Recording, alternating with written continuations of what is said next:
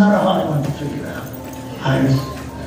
In the movies, we have leading ladies, and we have the best friend. I can tell, are leading lady, but for some reason, you're behaving like the best friend. You're so right. You're supposed to be the leading lady of your own life, for God's sake. Arthur, I've been going to a therapist for 3 years. And she's never explained anything to me that well. That was brilliant. Brilliant. My apologies for my tardiness, and Principal Walters, I'd like you to know, yes, I brought it up from my mother.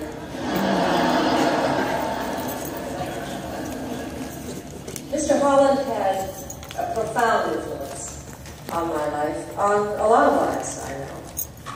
And yet I get the feeling that he considers a great part of his own life misspent. Rumor had it he was always working on this symphony of his, and this was going to make him famous, rich, probably both.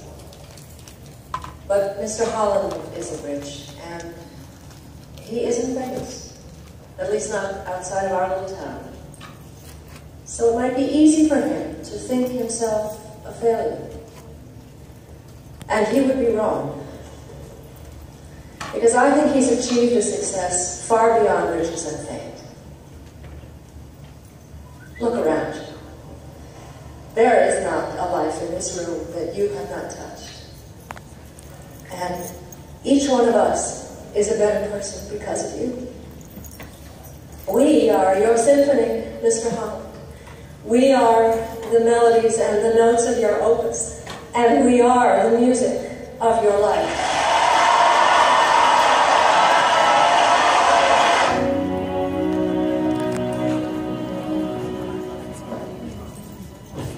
Our deepest fear is not that we are inadequate.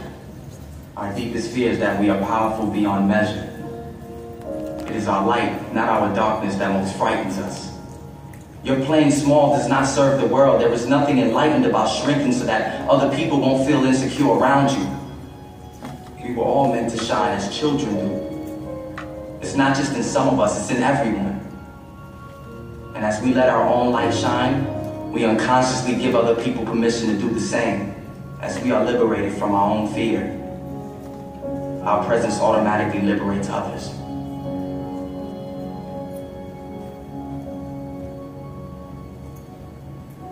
Sir, I just want to say thank you. You saved my life.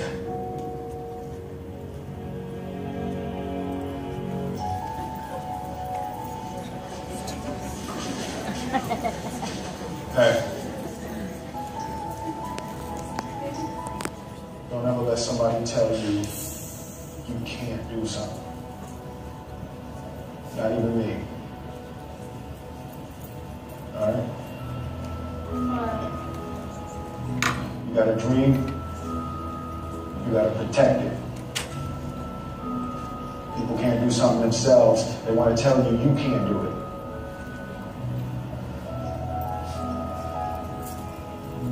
You want something, go get it.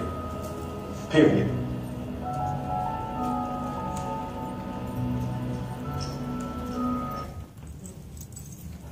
Ladies, please welcome to the stage your founders, Jim and Alicia Storbeck, and co-founder, Beth Reeves.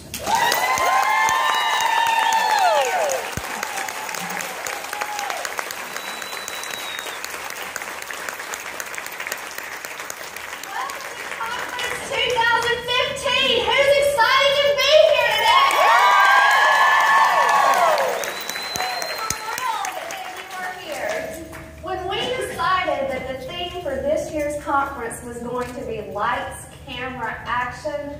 I was absolutely thrilled. I loved the movies. There was even a point in time in my life where I wanted nothing more to be a movie director. Well, I'm not in Hollywood, but I am here, so I'll take that for an exchange. I'm one of those people that can watch the same movie over and over and over again and never get bored of it, never get tired of it, and secretly hope for a different ending. One day, I promise you one day, when I watch Titanic for the umpteenth thousand times, Jack will not sink to the bottom of it. It will be different. Movies have the ability to take us to another place, another universe, and another time. They can make us laugh, and they can make us cry. They can keep us on the edge of our seat, waiting to see how the story ends. Movies also have the ability to inspire us. Let's take the first clip that we saw, for example. That clip was from the movie The Holiday. If you've never seen that movie, I highly recommend it. I love it. It's one of the movies I can veg out on for a little while. But in this particular movie, the main character, Iris, leaves her home country of England to spend the holidays completely alone with strangers. Can you imagine that? Spending Christmas with none of your family members? She was just so dissatisfied with the way her life was going that she just wanted out of it. She just wanted to leave. She wanted it to be different, and she couldn't understand why it wasn't. Well, I think we saw that Arthur clearly demonstrated to her in somewhat of a brutal way that she was not taking the lead role in her life. She was allowing other people and other circumstances to decide and dictate what happens. Well, we're not going to do that, because what I see in this room is nothing but leading ladies, and you're going to feel that way by the time you leave here this weekend. Thanks, well, as a musician myself, I play the guitar and the piano. I really identified with Mr. Holland's opus. In that movie, Mr. Holland, his ambition in life was to write a symphony and be rich and famous. But he slowly discovered along the way that what really gave him a lot of joy was to teach and inspire students the gift of music. And I believe everybody has a God-given purpose. We just need to look for it. We need to listen to what stirs our soul and to pray for guidance, and it will come. You might even find your purpose nestled inside your initial outfitter's business. It can be with that extra income you earn, being able to change the direction of your family, be able to provide opportunities to your kids that you may not have had. You might develop the full potential of a team member so that they can feel the joy of success and earning extra money and being recognized. Or, of course, you might find it through Charlie's Lunch, by selling lunch boxes, raising money for Charlie's Christmas, and being able to help out an AIDS child in Zambia, or an orphan in India, or a child in a peasant village in Central America. All great causes. The key is to find your purpose and to help others along the way. And just remember that we make a living by what we get, and it's great to make money. We make money unapologetically and do something great for yourself. Go out and buy something really nice, but also always remember that we make a life by what we give. Let's take the third clip now. The third clip was from the movie Coach Carter. Now, I've never seen this movie in its entirety before, so please forgive me. I plan to go watch it after the conference. But in this scene, we can see that it was very obvious that this coach has made a huge impact on these young men's lives. In the gym scene, this young athlete quotes a paragraph from Marianne Williamson's book, A Return to Love. And I want to read it for you in its entirety right now. Our deepest fear is not that we are inadequate. Our deepest fear is that we are powerful beyond measure. It is our light, not our darkness, that frightens us the most. We ask ourselves, who am I to be fabulous, brilliant, talented, gorgeous? Actually, who are you not to be? You are a child of God. Your playing small does not serve the world. There is nothing enlightened about shrinking so that other people around you won't feel insecure. We were all meant to shine, just as children do. We were born to make manifest the glory of God that is within us. It's not just in some of us, it's in everyone. And as we let our own light shine, we unconsciously give people permission to do the same. As we are liberated from our own fear, our presence automatically liberates others. When I started researching this quote and this paragraph, I realized that I was actually taught this Vacation Bible School. I mean, you know the book, Everything We Need to Know About Life We Learned in Kindergarten? Well, I did. I learned this in kindergarten. You know the old song, This Little Light of Mine, I'm Gonna Let It Shine? How many of you learned that one? We have a responsibility to let our light shine. Because when we do that, we spark and inspire something in others. We don't always see it, and we don't always know it, but people around you are watching you, and they're watching your actions. So I'm issuing a challenge to you to allow your light to shine bright. And in the last clip that we saw, The Pursuit of Happiness, Will Smith's character he's an entrepreneur, and he is going with everything that he's got after that dream. And everything that he's got winds him up in a homeless shelter. But he doesn't let that stop him. He continues and he continues to push for that dream to become his reality. But at the point in the clip that we just saw, he's explaining to his son that he can't let circumstances or people define who he is. And you know, I was watching TV the other day. It was an episode of Undercover Boss when one of the girls was just getting piled on with all of these things from her boss. And she made the comment, she said, I'm just a nobody girl from a nowhere town. Things like this don't happen to me. And I thought about that and I thought, what does that really have to do with anything? Being a nobody girl from a nowhere town. You know, I grew up here in Auburn. And it's not the Auburn that you're visiting today that you grew up in. Auburn, there were fewer people in Auburn, living in Auburn, than there were students at Auburn University when I grew up here. There were 3 fast food restaurants. There were 3 grade schools. There were less than 300 people in my graduating class. And it was a very small, quiet, quaint college town is what we were. I grew up with my mom. She left her teaching job when I was born, and she stayed home with me and my 2 sisters. She taught us her love of entertaining and making the home special, making holidays special, making family something that was really important. My dad worked at Alabama Power Company, and his passion was woodworking. And so he would make arts and crafts. He would make woodworking projects in his workshop, and he taught us to use the tools and do those kinds of things. And those arts and crafts projects turned into Christmas Bazaar products that were actually the funds that were used to make Christmas happen in his home. He taught us his love of Auburn football. Anybody say anything? What I want you to hear is he taught us his love of football, and we had a whole lot of fun in our little small town, going to pep rallies and rolling Toomer's Corner, and doing all the things that were just fun.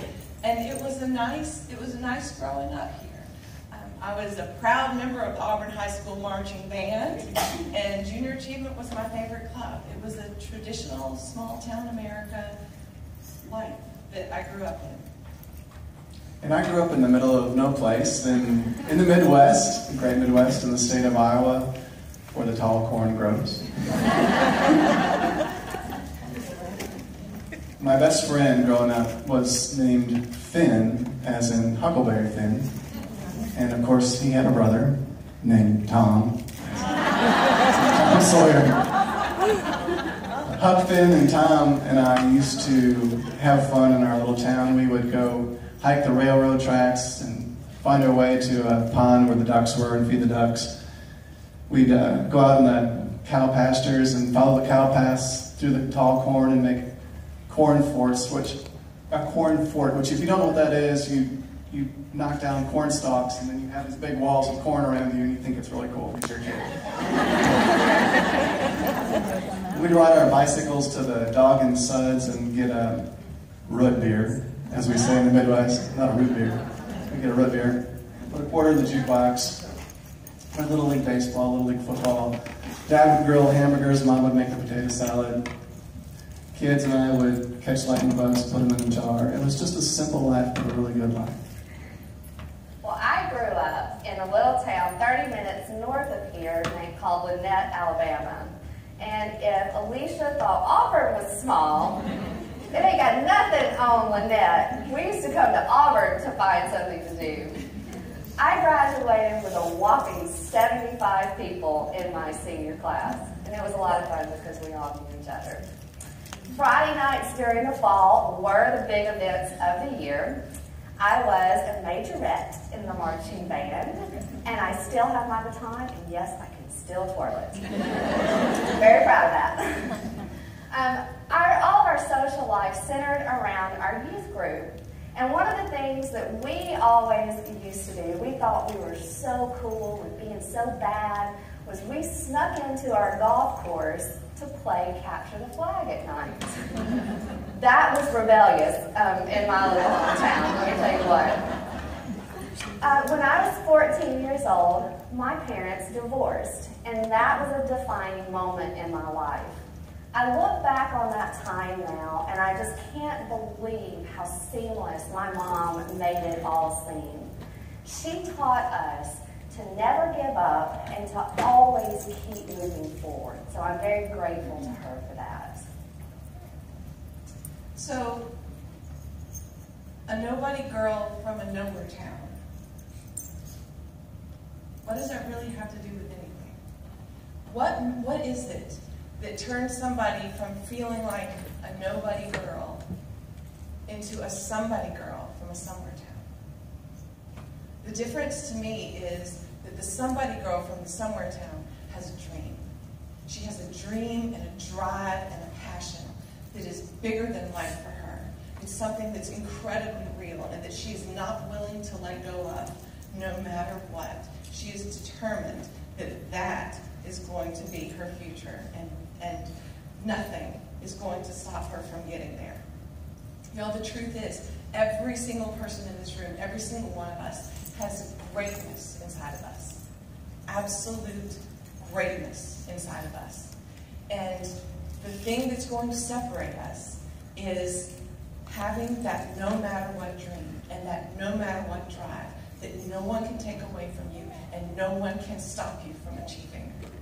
You cannot let anyone tell you that you can't or that you aren't, that you don't, because what we're here to tell you today is that you can, you are, and you do. This weekend, we want everyone to leave here with a story that they are ready to script, direct, and play the leading role in.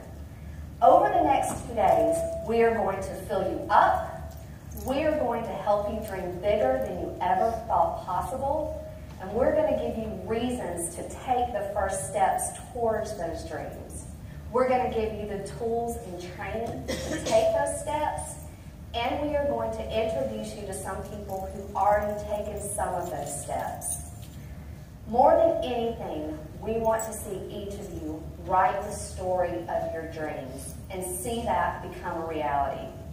Whatever supporting role Initial Outfitters can play in that dream, we want to get the award for Best Supporting Actress. Back in 2004, we had a dream to start a direct sales company. And in 2006, in the direction of Beth Reeves, we actually started in a tiny room that was 10 feet by 25 feet. It did have a little tiny restroom off to the side, thank goodness, but that was it. It was located upstairs from our other company that was called Heartstrings at the time, and Beth was upstairs, Alicia's office was below, and when we got one of our very few orders or consultant contracts, Beth would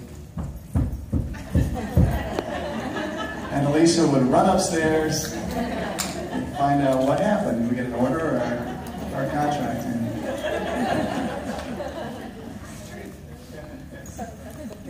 So things were slim at the beginning, but we sacrificed, we dreamt, we worked hard, we improved, and we grew.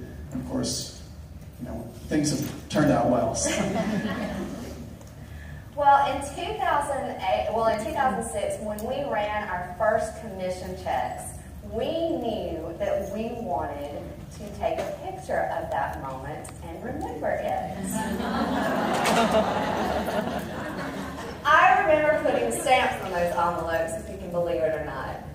Well, today, we have the Initial Outfitters Money Network card because the amount of physical checks were just simply too much to handle anymore. So we're very grateful for that.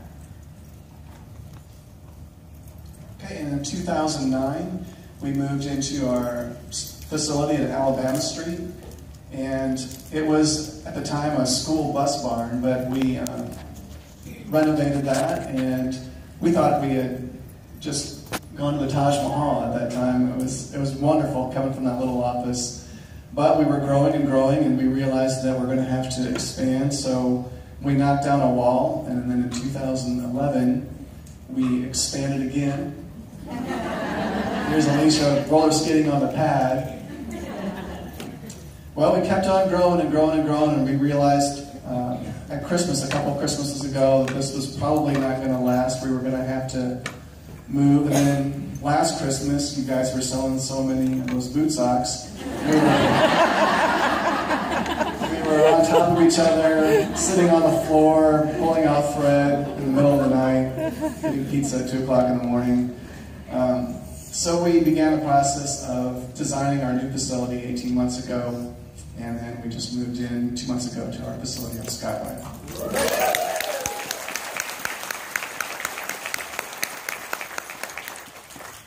So in 2008, we heard the story of Charlie's Lunch for the first time. And as soon as we heard that story, we were bought in. We were sold out. We knew that this was the ministry we had been looking to partner with. We believed for one lunchroom, but what we didn't know is that we were significantly underestimating your desire to make a difference. And in that first year, you funded 5 lunchrooms. Today, we fully fund 19 lunchrooms and an orphanage. And we love and feed over 1,300 children every single week.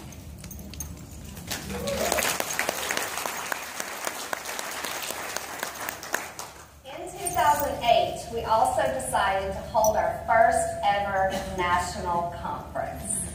We issued out the challenge, and Cheryl Wagner was the first person to register for that conference. And she's still here today. We invited everyone, and in September, 28 ladies showed up here in Auburn for our first ever conference, and we were so proud. We were so excited. It was a great time. We had a lot of fun and a lot of laughs, and we really got to know one another. Well, today, there are 150 of you sitting in this room, and this is not the only event we have throughout the years. Let's talk, you want me to talk about the trip real quick? Go ahead. Well, it's just, those slides just show that in 2000, those took us in a retrospective through 2009, 2011, where we're at now, and things couldn't be going better. And I think Alicia's going to mention a little bit about Plan B. Yeah, so if all of this illustrates anything to you, we hope that what you're seeing is that we're full of dreams. We're absolutely full of dreams, and they're big dreams, and there's nothing that we really let stop us from getting there. We don't have a Plan B around here. Initial Outfitters, that is our Plan A to Z. That is it. There's no option for failure in our minds. This is it. And that's what we're hoping to instill in all of you this week, this weekend, if that's not already in place. The reason that we say that is our Plan A to Z, there's no option for failure, is because our driving desire is to make a difference. We want to make a difference for our home office staff. We want to make a difference for you. We want to make a difference for our families, for our communities, for your customers and your hostesses, anybody who is touched by Initial Outfitters. we have the opportunity to make a difference for them. It's really interesting to know that you never know what you do or what you say, what it is that you're doing or saying that's going to touch somebody in a really significant way. A couple weeks ago, I received a Facebook message from one of our very first consultants, and it really made an impact on me when I read her words. And I want to read these to you so that you can see what I'm talking about you never know. She says, "Hey Alicia, I hope you're doing good. I just wanted to reach out to you and let you know what an impact Initial Outfitters made on my life. I'm not sure if you remember me or not." Yes, I do. "But I was a consultant back in the very beginning and even held the first Initial Outfitters party in my mother's home in Prattville, Alabama. At about the same time, I was also opening a little art studio. I soon realized I couldn't maintain both businesses, so on the best of terms, I decided to leave Initial Outfitters to focus on my Pizzazz Art Studio. However, I was so encouraged with the way you used your business to help kids around the world through Charlie's Lunch that from the very beginning of Pizzazz, I was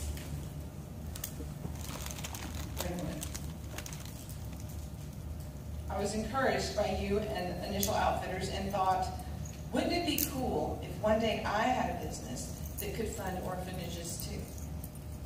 Over the past 8 years, we've grown a lot, and now we're finally able to fully fund an orphanage's food budget through our partners, Rice Bowls. We traveled to Honduras within last year, and I did Pizzazz art camps with the kids. And now, in July, we'll be traveling to India to meet the kids that we're supporting. Plus, I'll be doing art with about 750 orphans. I'm very excited and honored that God has used this business in this way. Your business helped put the spark in me to use my business in this way. Thank you for that. I think it's so cool how God uses each experience to shape us. Thank you again for allowing God to use you, for showing me that business can absolutely bring glory to God."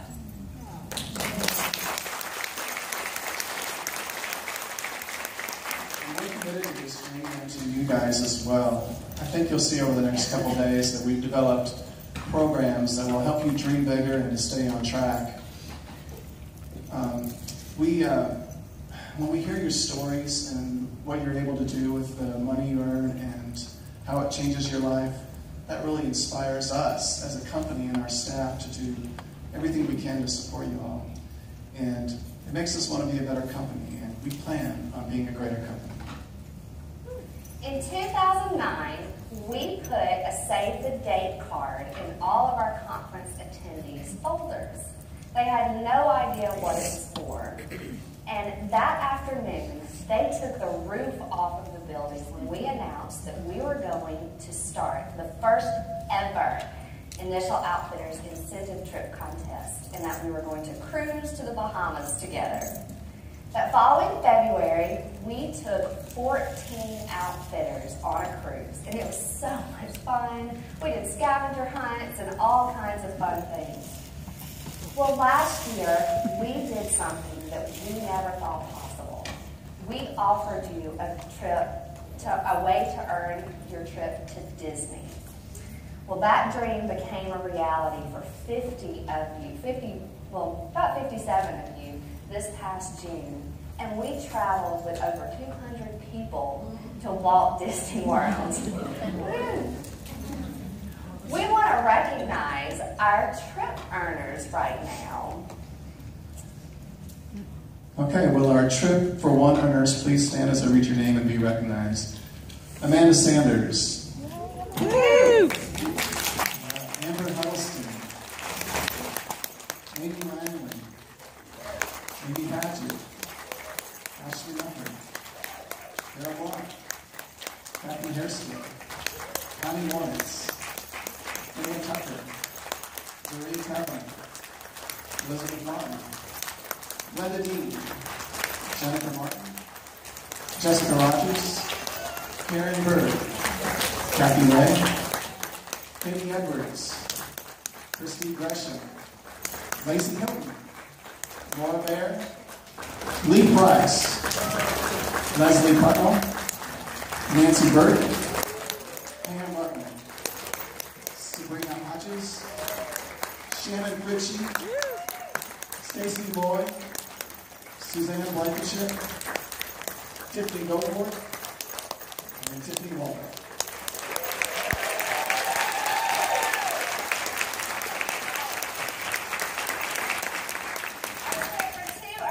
Please stand and be recognized. Amy Henderson. Casey Kagan. Christy Ennis. Cindy Cabell. Tina Mila. Denise Fox. Emily Nancy. Heather Fletcher. Heidi Peavy. Jennifer Pates. Kara Gordon. Kathy Babb. Marcy Pavlov, Margaret Credo, Maureen Montgomery, Melanie Stinson, Renee Hensley, Shannon Gullet, Terry Magnus, Corey Gray, and Tara Gauthier.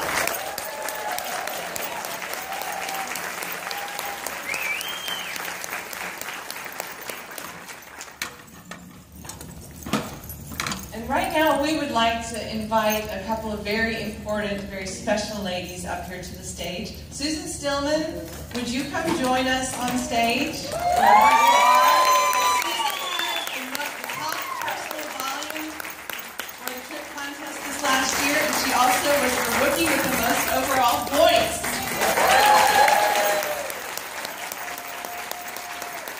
We'd like to invite Kelly Hudson to join us on stage.